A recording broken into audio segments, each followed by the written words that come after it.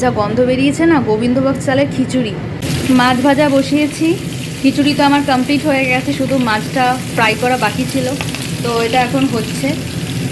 মাছ ভাজা হয়ে গেলেই আজকে ডিনারটা করতে বসবো। যা গন্ধ বেরিয়েছে না, গোবিন্দভোগ চালের খিচুড়ি জাস্ট ফাটাফাটি।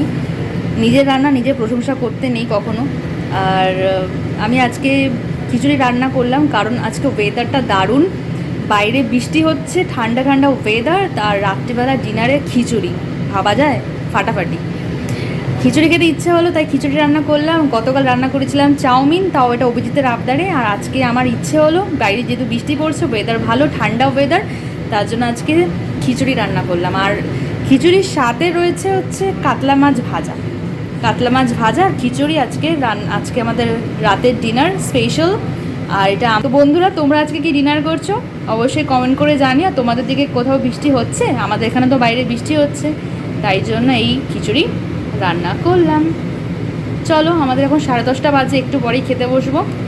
আমার খিচুড়ি হয়ে গেছে, জাস্ট এখন মাছটা ফ্রাই করবো, ব্যাস তারপরেই ডিনার করতে বসবো।